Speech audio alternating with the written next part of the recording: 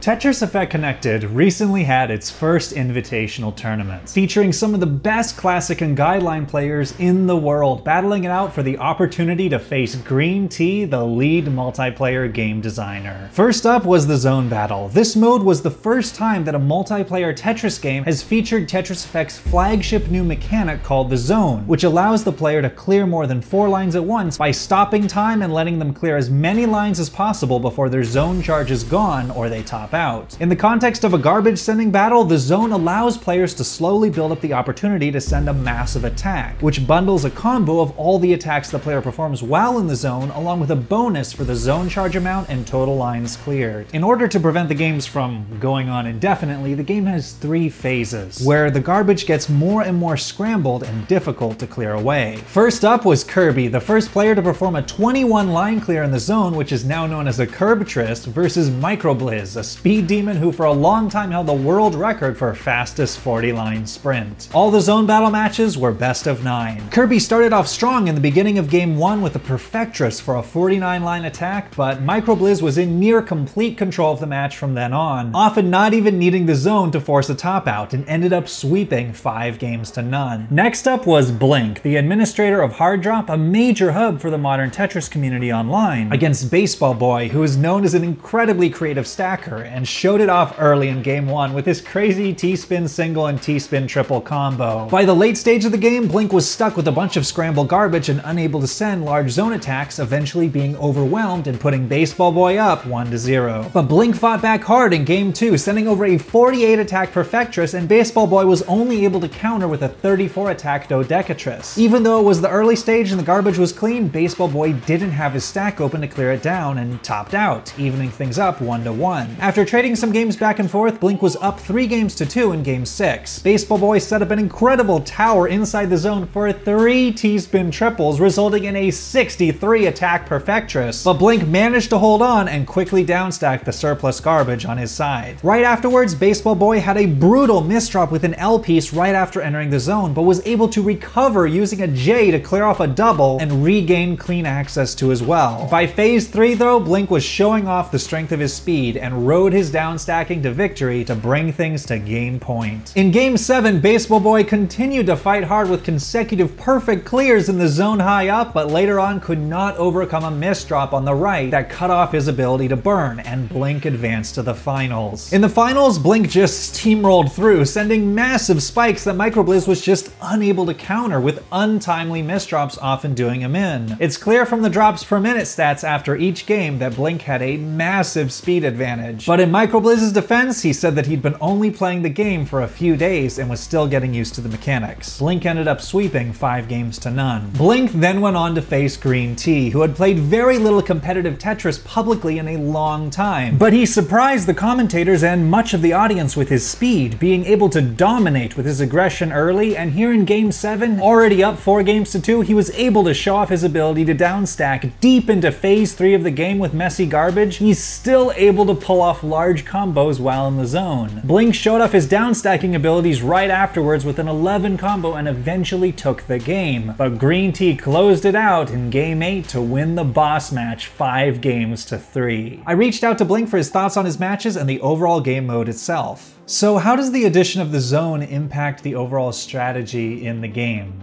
Okay, so zone mode, it definitely adds like another layer of depth to the game.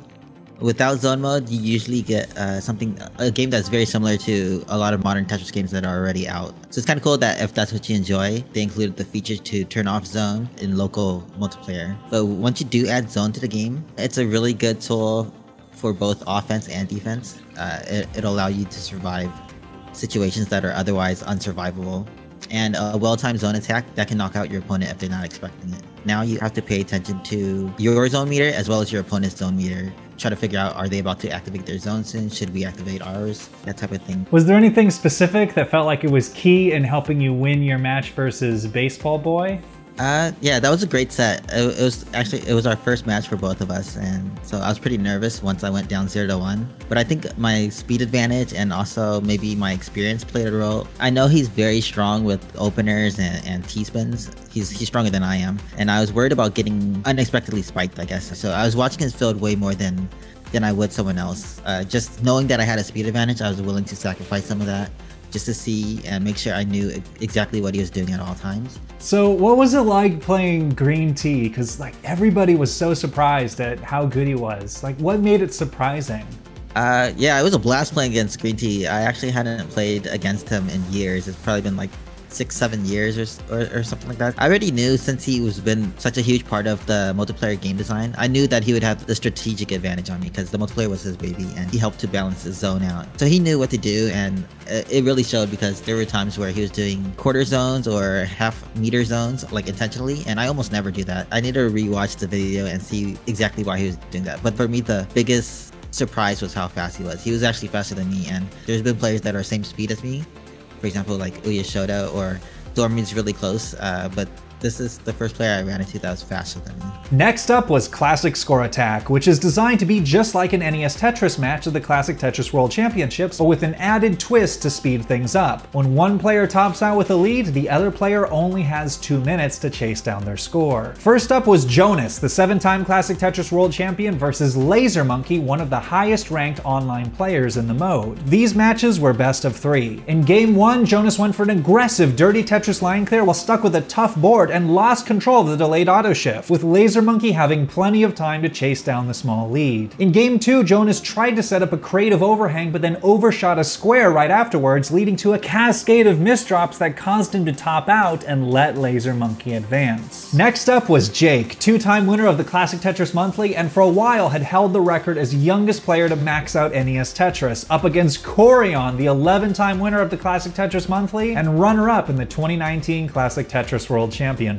Game 1, Jake had some misdrops, setting up a dirty centerwall Tetris line clear, and Corion took the round for an early match lead. Game 2, Corion survived a difficult situation on level 24. Jake was then 1 Tetris line clear behind on level 28 right before the kill screen. He had a desperation Tetris line clear set up, missed a long bar, but managed to get another one just in time. And Corion's stack was too messy to regain the lead before topping out. Jake ties things up 1-1. Game 3, Jake got into a dig early and hung a long bar on the right, and Corion survived to advance. Corion and Laser Monkey face off in a best of 5 bracket finals. Corion in Game 1 doesn't get the RNG to resolve building out his left and gets droughted, and Laser Monkey is able to methodically chase down the score for a match lead. Game 2, Laser Monkey suffers through a lot of burning early and is down over 160,000 points, needing to play aggressive. His stack is unmanageable after this Tetris line clear, and he's unable to access the left side of his board, and Corion evens things up 1-1. By Game 5, things are all tied up 2 games apiece, but Laser Monkey has an even bigger deficit of nearly 200,000 points right before the transition, but manages to dig through a dangerous board and hang on. A few levels later, he's gotten back nearly all of the deficit. Corion is unable to get a J to the left after this Tetris line clear, and Laser is able to complete the improbable comeback and win the finals, advancing to get to face Green Tea in a special best of 5 boss match. Appearing in his first competitive NES Tetris event in over a year, Green Tea shows early on that he has no rust, getting 877,000 in Game 1, but it isn't enough as Laser Monkey clutches out 922,000 right before the kill screen for the win. Game 2, Green Tea and Laser both get stuck in tough digs past the transition and top out at nearly the same time. But with Laser in the lead, he takes a commanding 2-0 lead. Game 3, Laser is stuck high up at a critical point right before the transition, but gets the long bar for a Tetris line clear to stay in it. By level 28, Green Tea is 1 Tetris line clear behind right before the kill screen, right on the edge of death, and gets a triple on a Tetris line clear to take the lead and stay alive. Game 4, both players are barely hanging on, grinding through Swiss cheese boards like hungry mice, but Green Tea holds onto the slimmest of leads to even things up and force a decider. Game 5, Green Tea has a rough transition board and just misses a quick tap with the long bar to the left, and Laser Monkey defeats the final boss for a perfect night. I reached out to Laser Monkey as well to get his thoughts on the matches and Classic Score Attack in general. So what's the setup that you use to play Classic Score Attack?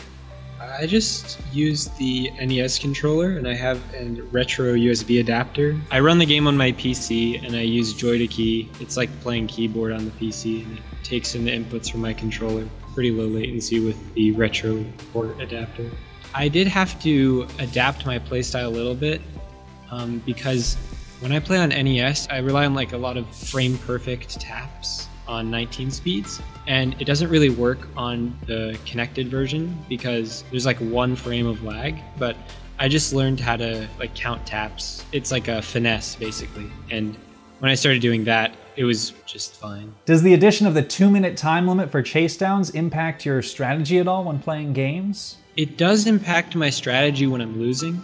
So for example, in my match in the tournament against Corion, I was like 180,000 behind. And when I was that far behind, my sole aim was to make sure that I never fell more than that behind, because from experience, I know that's about where it becomes impossible to catch up. I think especially on Tetris Effect Connected, people aren't quite used to it. They don't have a precise sense of the risk tolerance, because they've played NES Tetris for thousands of hours, but Tetris Effect they haven't. From playing in the ranked matches in the queue, I experienced a lot of early top outs, and so my strategy was just to survive, and I guess it worked out. So this was your first time getting to face Jonas, Corion, and Green Tea. What was it like facing them?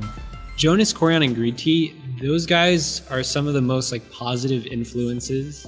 You know, when I started getting into watching the CTWC, those 3 guys, along with like Joseph, they were the greatest to watch because they were just so positive and happy to be there and really good sportsmen. And, you know, as a sometimes very angry kid, it's nice to have that like older perspective.